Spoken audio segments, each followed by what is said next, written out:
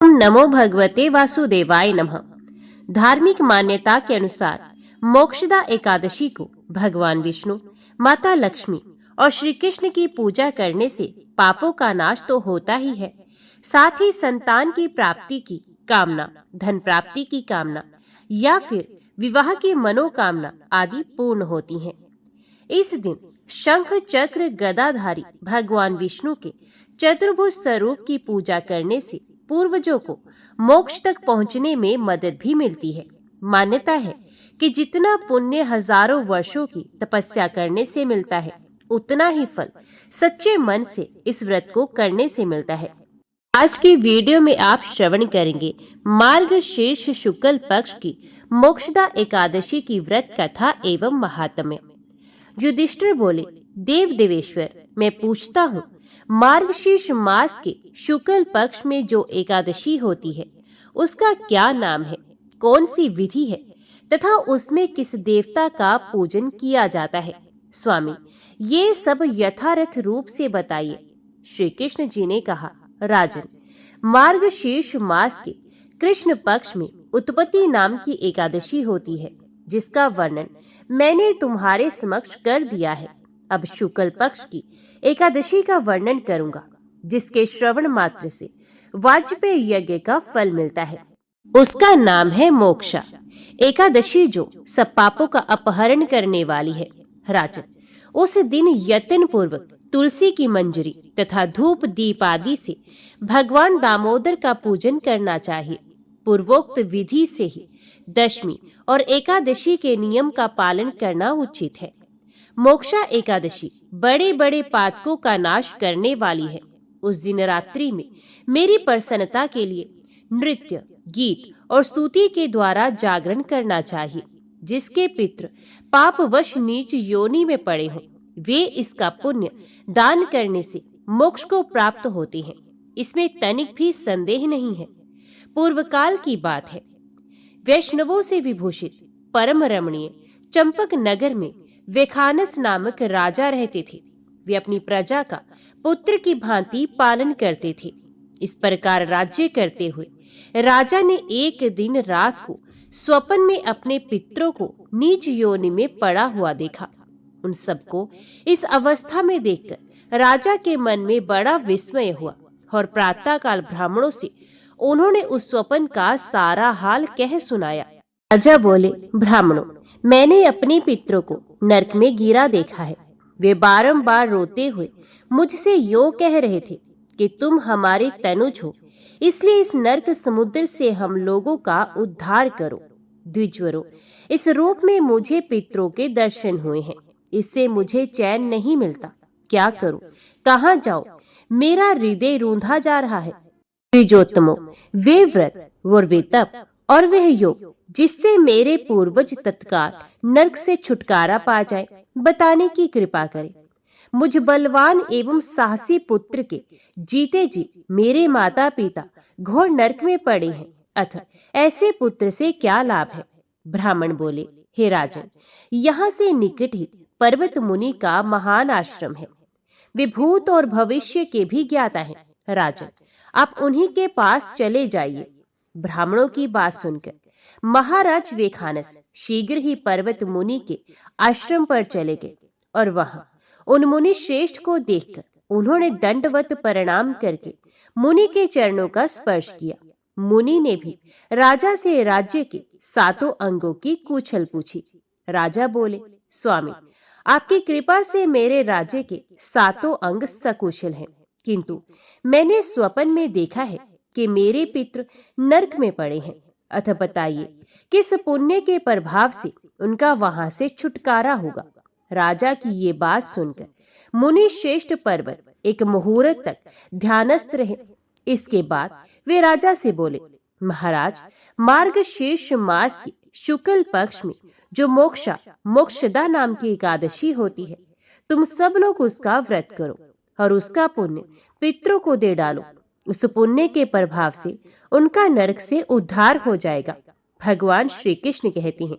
युधिष्ठिर, मुनि की ये बात सुनकर राजा पुनः अपने घर लौट आए। जब उत्तम मार्गशीर्ष मास आया, तब राजा वेखानस ने मुनि के कथन अनुसार मोक्षा एकादशी का व्रत करके उसका पुण्य समस्त पितरों सहित पिता को भी दे दिया। पुण्य देते ही क्षण भर में आकाश से फूलों की वर्षा होने लगी। विखानस के पिता पितरों सहित नरक से छुटकारा पा गए और आकाश में आकर राजा के प्रति ये पवित्र वचन बोले, बेटा तुम्हारा कल्याण हो। ये कहकर वे स्वर्ग में चले गए। राजा जो इस प्रकार कल्याण में मोक्षा एकादशी का व्रत करता है उसके पाप नष्ट हो जाते हैं और मरने के बाद वे मोक्ष प्राप्त कर लेता है। ये मोक्ष देने वाली मोक्षा एकादशी मनुष्यों के लिए चिंतामणि के समान समस्त कामनाओं को पूर्ण करने वाली है। इस महात्म्य के पढ़ने और सुनने से वाजपेयी यज्ञ का फल मिलता है। जो लोग संपूर्ण कामनाओं को पूर्ण करने वाले समस्त फलों के दाता श्री गोविंद का स्मरण करते हैं वे तीनों तापों से छूटकर सर्वथा दुख रहित हो जाते हैं। ऐसे ही एक चंपकपुरी के राजा हंसध्वज बड़े ही धर्मात्मा, प्रजापालक, शूरवीर और भगवत भक्त थे। उनके राज्य की ये विशेषता थी कि राजकुल तथा प्रजा के सभी पुरुष एक पत्नी व्रत का पालन करते थे। जो भगवान का भक्त ना होता या जो एक पत्नी का व्रती ना होता, वे चाहे जितना विद्वान या शूरवीर हो, उसे राज्य में आश्रय नहीं मिलता था। पूरी प्रजा सदाचारी, भगवान का भक्त और दानपरायण थी। पांडवों के अश्वमेध यज्ञ का घोड़ा जब चंपकपुरी के पास पहुंचा तब महाराज हंसध्वज ने सोचा, मैं वृद्ध हो गया पर अब तक मेरे नेत्र श्री कृष्ण चंद्र के दर्शन से सफल नहीं हुए। अब इस घोड़े को रोकने के बहाने मैं युद्ध भूमि में जाकर भगवान पुरुषोत्तम के दर्शन करूंगा।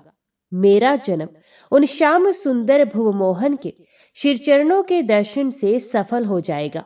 घोड़े की रक्षा के लिए गांडीवधारी अर्जुन, प्रद्युम्न आदि महारथियों के साथ उसके पीछे चल रहे थे। ये सबको पता था, किंतु राजा को तो पार्थ सारथी श्री कृष्ण चंद्र के दर्शन करने थे। अश्व पकड़कर बांध लिया गया। राजगुरु शंख तथा लिखित की आज्ञा से ये घोषणा कर दी गई कि अमुक समय तक सब योद्धा रण क्षेत्र में उपस्थित हो जाएं। जो ठीक समय पर नहीं पहुंचेगा उसे उबलते हुए तेल के कड़ाहे में डाल दिया जाएगा। राजा हंसध्वज के 5 पुत्र थे, सुबल, सुरत, सम, सुदर्शन तथा सुधनवा। छोटे राजकुमार सुधनवा अपनी माता के पास आज्ञा लेने पहुंचे। वीर माता ने पुत्र को हृदय से लगाया और आदेश दिया, बेटा तू युद्ध में जा और विजयी होकर लौट, परंतु मेरे पास 4 पैर वाले पशु को मत ले आना। मैं तो मुक्तिदाता हरि को पाना चाहती हूँ। तू वही कर्म कर जिससे श्री कृष्ण प्रसन्न हो। वे भक्त वत्सल हैं। यदि तू अर्जुन को युद्ध में छका सके तो वे पार्थ की रक्षा के लिए अवश्य आएंगे। वे अपने भक्त को कभी छोड़ नहीं सकते। देख, तू मेरे दूत को लज्जित मत करना। श्री कृष्ण को देखकर डरना मत।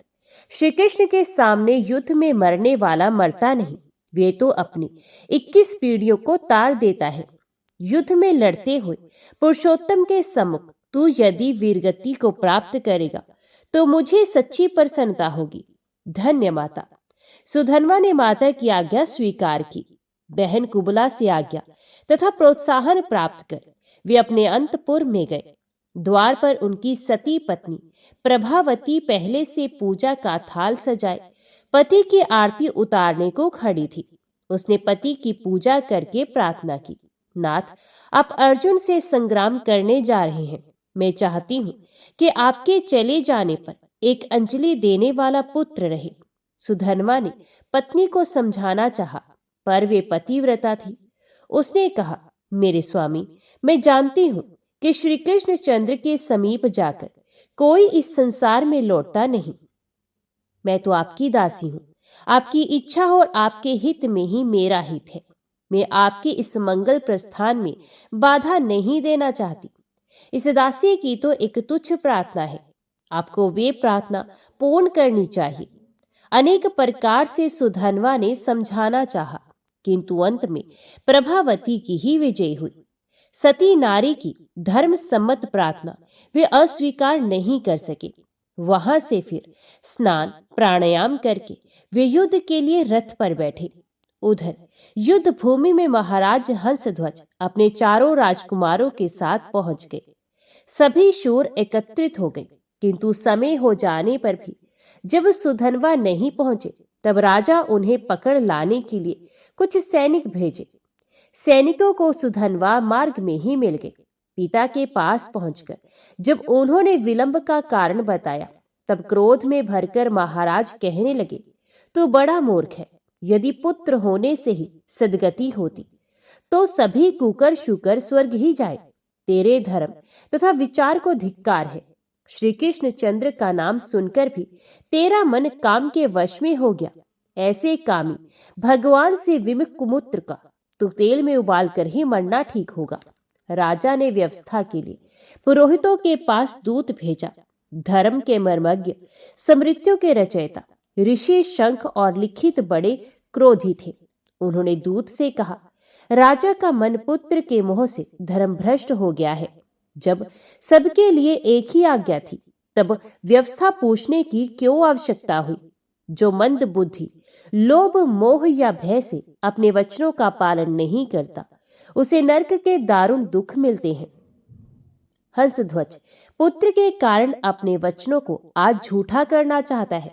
ऐसे अधर्मी राजा के राज्य में हम नहीं रहना चाहते। इतना कहकर वे दोनों ऋषि चल पड़े।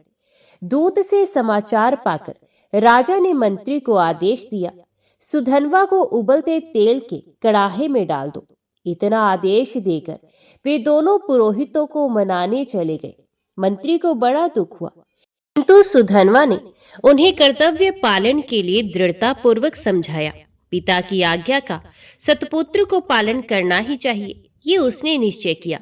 उसने तुलसी की माला गले में डाली और हाथ जोड़कर भगवान से प्रार्थना की, हे प्रभु, हे गोविंद, हे मुकुंद, मुझे मरने का कोई भय नहीं। मैं तो आपके चरणों में देह त्याग करने ही आया था, परंतु मैं आपका प्रत्यक्ष दर्शन ना कर सका, यही मुझे दुख है। मैंने आपका तिरस्कार करके बीच में काम की सेवा की। क्या इसलिए आप मेरी रक्षा को अपने अभय हाथ नहीं बढ़ाते? पर मेरे स्वामी, जो लोग कष्ट में पड़कर भय से व्याकुल होकर आपकी शरण लेते हैं, उन्हें क्या सुख की प्राप्ति नहीं होती? मैं आपका ध्यान करते हुए शरीर छोड़ रहा हूं, अतः आपको अवश्य प्राप्त होगा। किंतु लोग कहेंगे कि सुधनवा वीर होकर भी कड़ाहे में जलकर मरा। मैं तो आपके भक्त अर्जुन के बाणों को अपना शरीर भेंट करना चाहता हूं। आपने अनेक भक्तों की टेक रखी है, अनेकों की इच्छा पूर्ण की है, मेरी भी इच्छा पूर्ण कीजिए। अपने इस चरणाश्रित की टेक भी रखिए। इस अग्निदाह से बचाकर इस शरीर को अपने चरणों में गिरने दीजिए। इस प्रकार प्रार्थना करके हरे, गोविंद, श्री कृष्ण आदि भगवान के नामों को पुकारते हुए सुधनवा कड़ाहे के खोलते तेल में कूद पड़े। एक दिन प्रहलाद के लिए अग्निदेव शीतल हो गए थे। एक दिन ब्रजबालकों के लिए मयूर मुकुटी ने दावा अग्नि को पी लिया था। आज सुधनवा के लिए खोलता तेल शीतल हो गया। सुधनवा को तो शरीर का भान ही नहीं था। वे तो अपने श्री कृष्ण को पुकारने, उनका नाम लेने में तल्लीन हो गए थे, किंतु देखने वाले आश्चर्य मूढ़ हो रहे थे। खोलते तेल में सुधनवा जैसे तैर रहे हों, उनका एक रोम तक झुलस नहीं रहा था। ये बात सुनकर राजा हंसध्वज भी दोनों पुरोहितों के साथ वहां आए। श्रद्धा रहत तर्किक पुरोहित शंख को संदेह हुआ, अवश्य इसने कोई चालाकी है। भला तेल गर्म होता तो उसमें सुधनवा बचा कैसे रहता? कोई मंत्र या औषधि का प्रयोग तो नहीं किया गया। तेल की परीक्षा के लिए उन्होंने एक नारियल कड़ाहे में डाला। उबलते तेल में पड़ते ही नारियल तड़ाक से फूट गया। उसके दो टुकड़े हो गए और उछलकर वे बड़े जोर से शंख तथा लिखित के सर में लगे। अब उनको भगवान के महत्व का ज्ञान हुआ। सेवकों से उन्होंने पूछा कि सुधनवा ने कोई औषधि शरीर में लगाई है क्या? अथवा उसने किसी मंत्र का जप किया था। सेवकों ने बताया कि राजकुमार ने ऐसा कुछ नहीं किया। वे प्रारंभ से भगवान का नाम ले रहे हैं। अब शंख को अपने अपराध का पता लगा। उन्होंने कहा, मुझे धिक्कार है। मैंने भगवान के एक सच्चे भक्त पर संदेह किया। प्रायश्चित करके प्राण त्यागने का निश्चय कर शंख मुनि उसी उबलते तेल के कड़ाहे में कूद पड़े, किंतु सुधनवा के प्रभाव से उनके लिए भी तेल शीतल हो गया। मुनि ने सुधनवा को हृदय से लगा लिया। उन्होंने कहा, हे कुमार, तुम्हें धन्य हो। मैं तो ब्राह्मण होकर शास्त्र पढ़कर भी असाधु हूँ, मूर्ख ही हूं मैं। बुद्धिमान और विद्वान तो वही है जो भगवान श्री कृष्ण का स्मरण करता है। तुम्हारे स्पर्श से मेरा ये अदम देह भी आज पवित्र हो गया है। तुम जैसे भगवान के भक्तों का तो दर्शन ही मनुष्य जीवन की परम सफलता है। राजकुमार, अब तुम इस तेल से निकलो।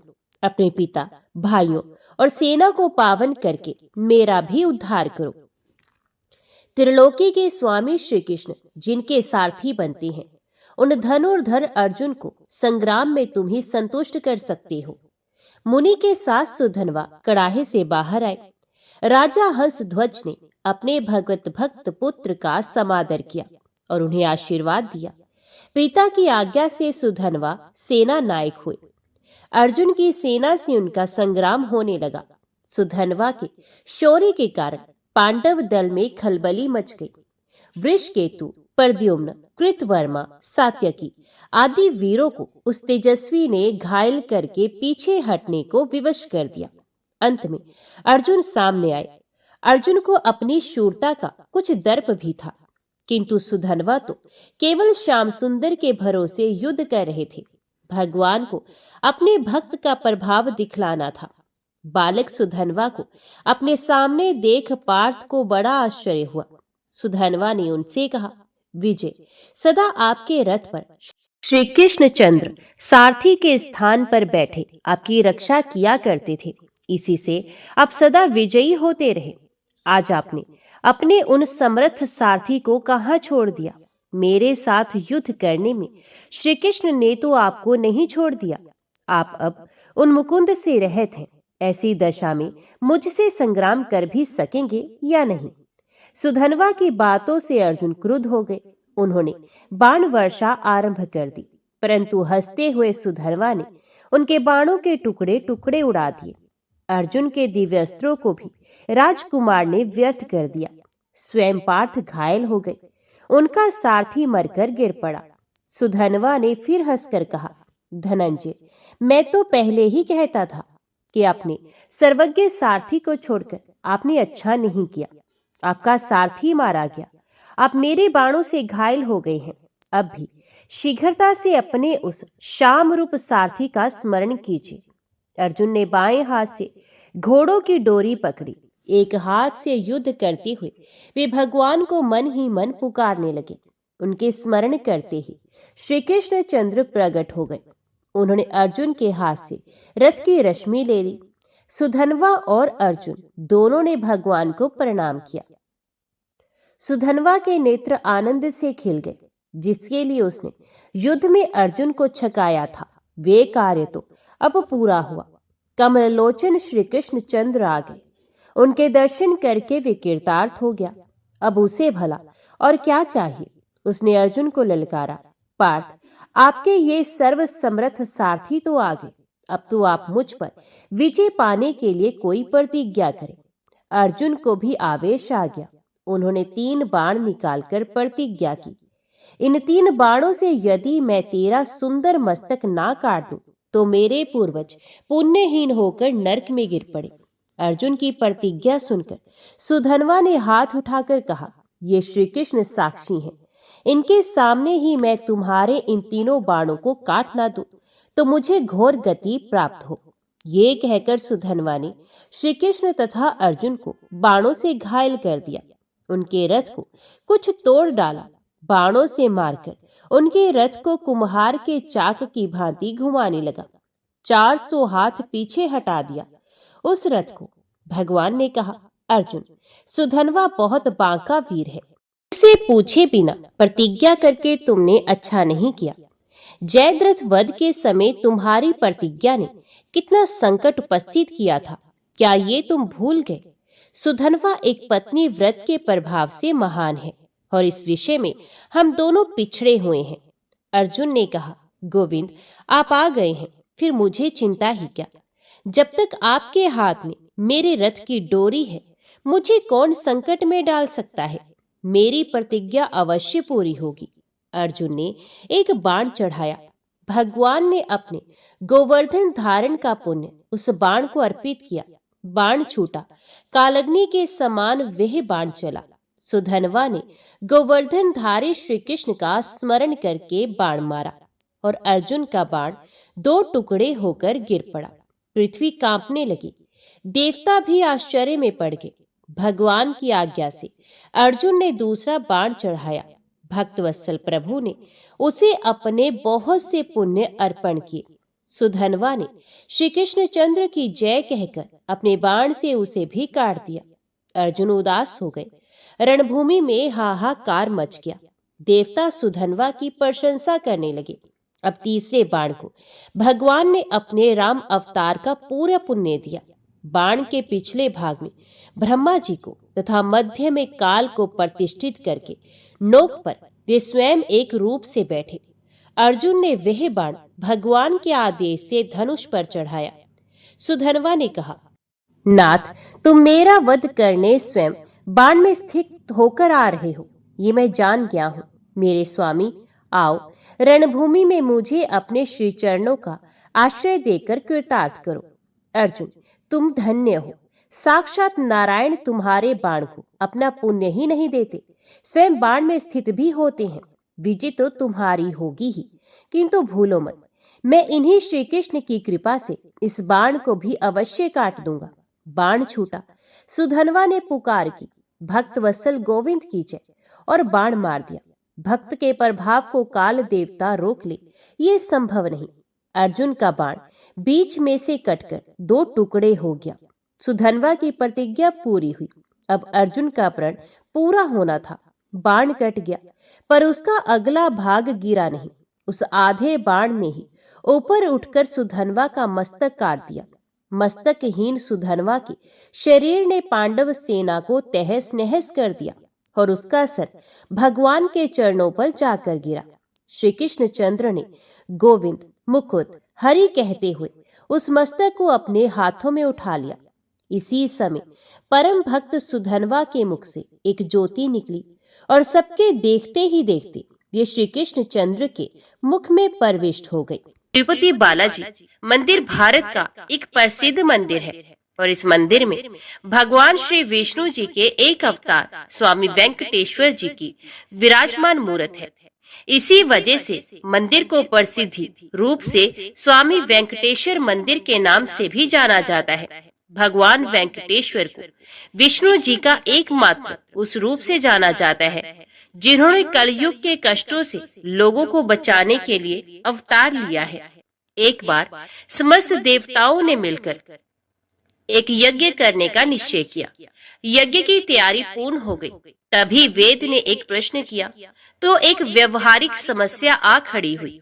ऋषि मुनियों द्वारा किए जाने वाले यज्ञ की हवि तो देवगण ग्रहण करते थे, लेकिन देवों द्वारा किए गए यज्ञ की पहली आहुति किसको होगी, यानी सर्वश्रेष्ठ देव का निर्धारण जरूरी था, जो फिर अन्य सभी देवों को यज्ञ भाग प्रदान करे। ब्रह्मा, विष्णु, महेश परमात्मा थे। इनमें से श्रेष्ठ कौन है, इसका निर्णय आखिर हो तो कैसे हो। भृगु जी ने इसका दायित्व संभाला। वे देवों की परीक्षा लेने चले। ऋषियों से विदा लेकर वे सर्वप्रथम अपने पिता ब्रह्मदेव के पास पहुँचे। ब्रह्मा जी की परीक्षा लेने के लिए भृगु ने उन्हें प्रणाम नहीं किया। इससे ब्रह्मा जी अत्यंत कुपित हुए और उन्हें शिष्टता सिखाने का प्रयत्न किया। भृगु को गर्व था कि वे तो परीक्षित हैं, परीक्षा लेने आए हैं। पिता पुत्र का आज क्या रिश्ता। भृगु ने ब्रह्मदेव से अशिष्ट कर दी। ब्रह्मा जी का क्रोध और बढ़ गया और अपने कमंडल लेकर पुत्र को मारने भागे।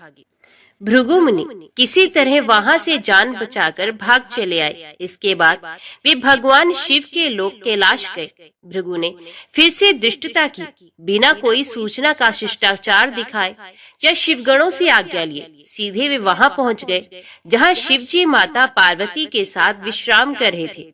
आए तो आए, साथ ही अशिष्ट का आचरण भी किया। शिवजी शांत रहे, पर भृगु न समझे।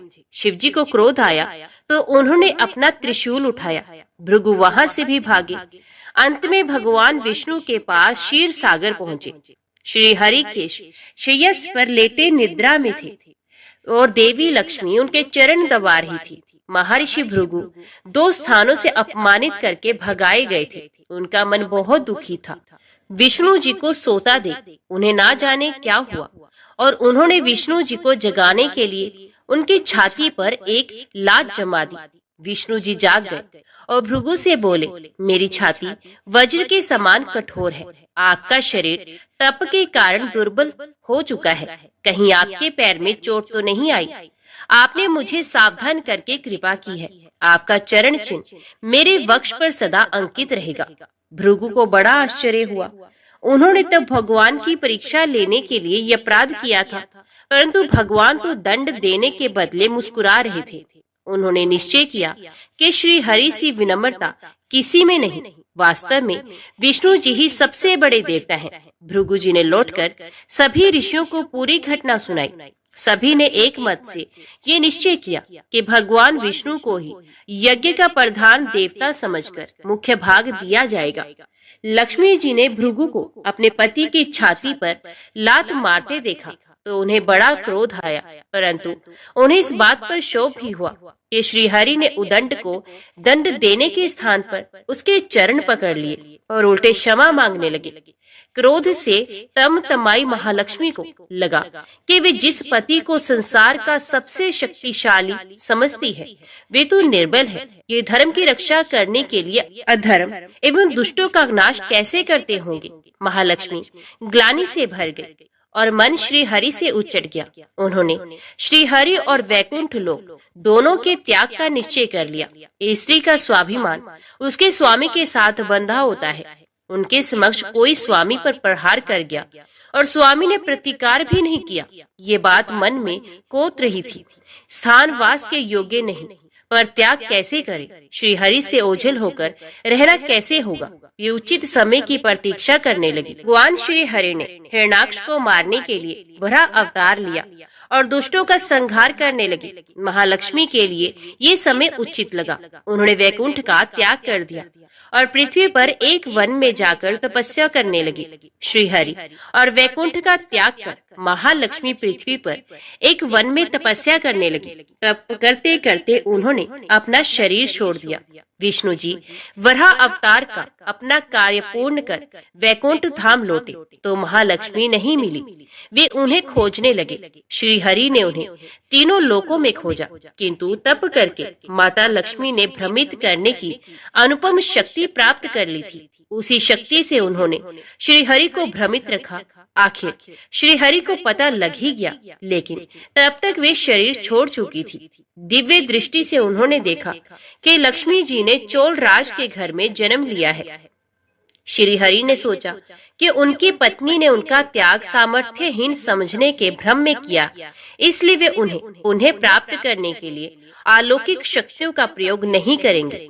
महालक्ष्मी ने मानव रूप धरा है तो अपने प्रिय पत्नी को प्राप्त करने के लिए वे भी साधारण मानवों के समान व्यवहार करेंगे और महालक्ष्मी जी का हृदय और विश्वास जीतेंगे। भगवान ने श्रीनिवास का रूप धरा और पृथ्वी लोक पर चोल नरेश के राज में निवास करते हुए महालक्ष्मी से मिलन के लिए उचित अवसर की प्रतीक्षा करने लगे। राजा आकाश राज निसंतान थे। उन्होंने सुखदेव जी की आज्ञा से संतान प्राप्ति का यज्ञ किया। यज्ञ के बाद यज्ञशाला में राजा को हल जोतने को कहा गया। राजा ने हल जोता तो हल का फल किसी वस्तु से टकराया। राजा ने उस स्थान को खोदा तो एक पेटी के अंदर सहस्त्र दल कमल पर एक कन्या विराज रही थी। वे साक्षात महालक्ष्मी थी। राजा के मन की मुराद पूरी हो गई, क्योंकि कन्या कमल के फूल में पीली थी, इसलिए उनका नाम रखा गया पद्मावती। पद्मावती नाम के अनुरूप ही रूपवती और गुणवती भी थी। साक्षात लक्ष्मी जी का अवतार पद्मावती विवाह के योग्य हुई। एक दिन वे बाग में फूल चुन रही थी। उस वन में बालाजी यानी के श्रीनिवास जी आखेट के लिए आए थे। उन्होंने देखा कि एक हाथी एक युवती के पीछे पड़ा है और डरा रहा है। राजकुमारी से सेवक भाग खड़े हुए। श्रीनिवास जी ने तीर चलाकर हाथी को रोका और पद्मावती की रक्षा की। श्रीनिवास और पद्मावती ने एक दूसरे को देखा और एक दूसरे पर मोहित हो गए। दोनों के मन में परस्पर अनुराग पैदा हुआ, लेकिन दोनों बिना कुछ कहे अपने अपने घर लौट गए। श्रीनिवास जी घर तो लौट आए, लेकिन मन पद्मावती में ही बस गया। वे पद्मावती का पता लगाने के लिए उपाय सोचने लगे। उन्होंने ज्योतिषी का रूप धरा और भविष्य बांचने के बहाने पद्मावती को ढूंढने निकले। धीरे धीरे ज्योतिष श्रीनिवास की ख्याति पूरे चोल राज में फैल गई। पद्मावती के मन में भी श्रीनिवास के लिए प्रेम उमड़ पड़ा। वे उनसे मिलने को व्याकुल थी, किंतु कोई पता ठिकाना न होने के कारण उनका मन चिंतित था। इस चिंता और प्रेम विरह में उन्होंने भोजन श्रृंगार आदि का त्याग कर दिया। इसके कारण उनका शरीर कृशकाय होता चला गया। राजा से पुत्री की ये दशा देखी नहीं जा रही थी। वे चिंतित थे। ज्योतिषी की प्रसिद्धि की सूचना राजा को भी मिली। राजा ने ज्योतिषी श्रीनिवास को बुलाया और सारी बात बताकर अपनी कन्या की दशा का कारण बताने को कहा। श्रीनिवास राजकुमारी का हाल समझने पहुंचे तो पद्मावती को देखकर प्रसन्न हो गए। उनका उपक्रम सफल हो गया था। उन्होंने पद्मावती का हाथ अपने हाथ में लिया और कुछ देर तक पढ़ने का स्वांग करने के बाद वो बोले, महाराज, आपकी पुत्री प्रेम के विरह में जल रही है। आप इनका शीघ्र विवाह कर दें तो स्वस्थ हो जाएंगी। पद्मावती ने अब श्रीनिवास की ओर देखा। देखते ही पहचान गई। उनके मुख पर प्रसन्नता के भाव आए और वे हंसी। काफी दिनों बाद पुत्री को प्रसन्न देख राजा को लगा कि ज्योतिषी का अनुमान बिल्कुल सही है। राजा ने श्रीनिवास जी से पूछा, हे ज्योतिषी महाराज, यदि आपको ये पता है कि मेरी पुत्री प्रेम के विरह में पड़ी पीड़ित है, तो आपको ये भी सोचना होगी कि मेरी पुत्री को किससे प्रेम है। उसका विवाह करने को मैं तैयार हूँ। आप उसका परिचय दें। श्रीनिवास जी ने कहा, आपकी पुत्री एक दिन वन में फूल चुनने गई थी। एक हाथी ने उन पर हमला किया तो आपके सैनिक और दासियां भाग खड़ी हुई। राजकुमारी के प्राण एक धनुर्धर ने बचाए थे। राजा ने कहा, हाँ, मेरे सैनिकों ने बताया था कि एक दिन ऐसी घटना हुई थी। एक वीर पुरुष ने उसके प्राण बचाए थे, लेकिन मेरी पुत्री के प्रेम से उस घटना का क्या तात्पर्य। श्रीनिवास जी ने कहा, आपकी पुत्री को अपनी जान बचाने वाले उसी युवक से प्रेम है। राजा के पूछने पर श्रीनिवास ने कहा, वे कोई साधारण युवक नहीं है, बल्कि शंख चक्रधारी स्वयं भगवान विष्णु है। इस समय वैकुंठ को छोड़कर मानव रूप में श्रीनिवास के नाम से पृथ्वी पर वास कर रहे हैं। आप अपनी पुत्री का विवाह उनसे करें। मैं इसकी सारी व्यवस्था करा दूंगा। ये बात सुनकर राजा प्रसन्न हो गए। उन्होंने सोचा कि स्वयं भगवान विष्णु उनके जमाई बनेंगे। श्रीनिवास और पद्मावती जी का विवाह तय हो गया। श्रीनिवास रूप में श्री हरि ने सुखदेव के माध्यम से समस्त देवी देवताओं को अपने विवाह की सूचना भिजवा दी। सुखदेव की सूचना से सभी देवी देवता अत्यंत प्रसन्न हुए। देवी देवता श्रीनिवास जी से मिलने और बधाई देने पृथ्वी पर पहुँचे, परंतु श्रीनिवास जी को खुशी के बीच एक चिंता भी होने लगी। देवताओं ने पूछा, भगवान, संसार की चिंता हरने वाले आप इस उत्सव के मौके पर इतने चिंतित क्यों हैं? तब श्रीनिवास जी ने कहा, चिंता की बात है धन का अभाव। महालक्ष्मी ने मुझे त्याग दिया है, इस कारण धनहीन हो चुका हूँ। स्वयं महालक्ष्मी ने तब से शरीर त्याग मानव रूप लिया और पिछली समृद्धि को गुप्त कर लिया है। इसी कारण उन्हें ये सूचना नहीं कि वे महालक्ष्मी का ही स्वरूप हैं। वे तो स्वयं को राजकुमारी पद्मावती ही मानती हैं।